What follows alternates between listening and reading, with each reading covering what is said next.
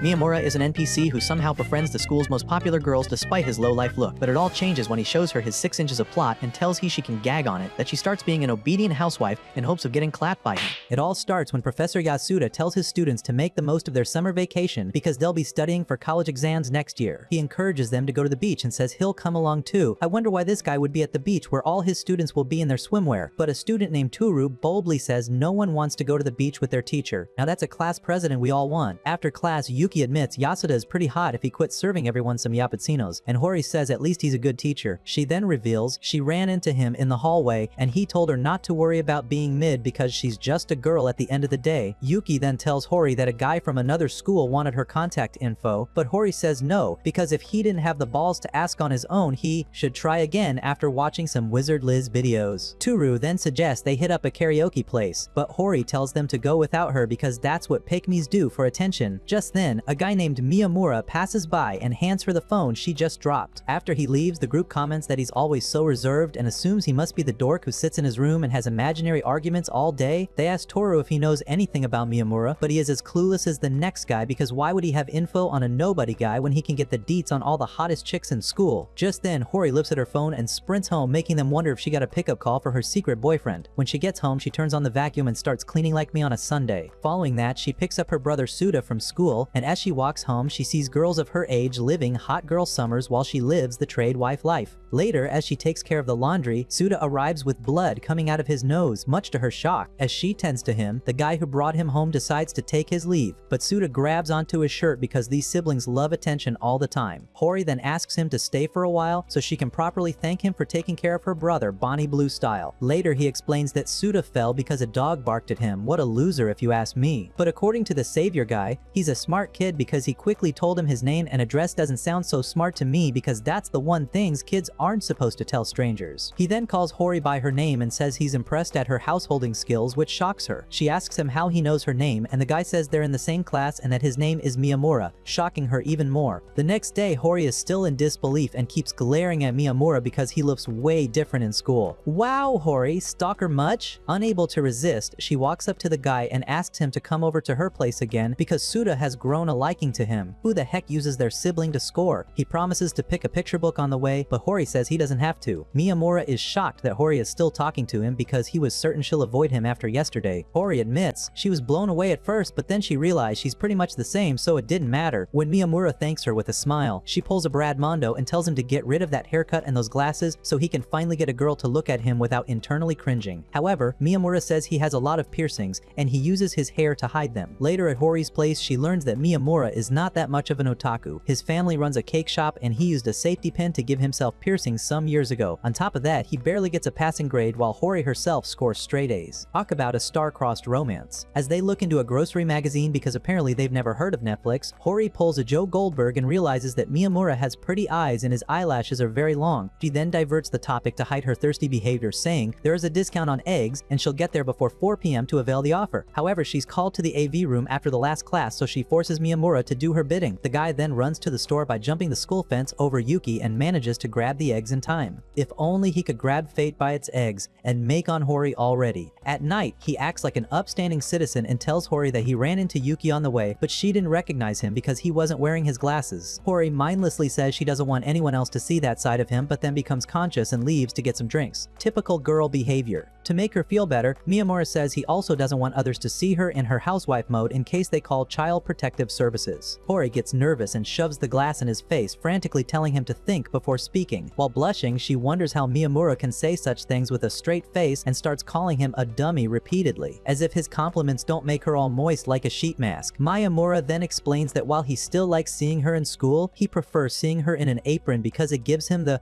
"I just died in your arms tonight" feeling. Days later, Miyamura arrives feeling uneasy, revealing that their upcoming PE class will involve swimming. At first, Hori does not understand why he is so stressed, but then Miyamura lifts his shirt, revealing that his body is covered in tattoos like an ex-con. Although they soon find out that swimming is optional, Miyamura remains anxious, and his worries only grow further as he is a crazy overthinker like all of us after watching a Black Mirror episode. While they chat on the class balcony because they come to school to literally do anything besides studying, Toru and Yuki observe from a distance because they have nothing better to do with their lives and wonder when and how these two became friends. After Hori leaves, Toru starts a conversation with Miyamura, casually asking if he and Hori are are dating. Miyamura quickly denies it, saying they are just friends and wouldn't even make a good couple. Toru is still curious and asks more questions, prompting Miyamura to tease him by asking if he has a crush on Hori. To his surprise, Toru openly admits that he does like her and marks his territory like a true alpha, making Miyamura realize why Toru always seems so fixated on her during class. As they process this super enlightening information, another student reminds them that PE is about to start. In the changing room, Miyamura puts on his winter uniform instead of gym clothes, which confuses Toru. Sensing his suspicion, Miyamura finally decides to show Toru his tattoos in their first fruity moment and makes him promise to keep it a secret. Toru is initially shocked but soon understands why Miyamura always wears long sleeves even in the heat. Out of curiosity, Toru moves Miyamura's bangs aside and is even more surprised to see multiple hidden piercings. Turns out the guy they thought to be a simp for goths is the most emo guy himself. Later, he asks why Miyamura doesn't embrace this side of himself and preaches him to live his truth like any influencer during Pride Month, making Miyamura admit that he got the tattoos and piercings on a whim. Been there, done that? Their conversation shifts to Hori, and Toru asks how Miyamura became close to her because apparently he has no game of his own. Miyamura explains that it all started when he walked her younger brother Suta home one day, which led to them spending more time together. Wanting to be upfront and not break the bro code, Toru asks if Miyamura is okay with him confessing to Hori. Miyamura has no objection, saying the decision is up to Hori. Later, Toru gets scolded by Yuki for skipping the gym, while Miyamura casually mentions to Hori that he and Toru had a conversation. However, as he walks ahead, Hori asks why he is avoiding him, but Miyamura cannot bring himself to explain. Before she can ask further, Toru suddenly requests to meet Hori after school, leaving before she can respond.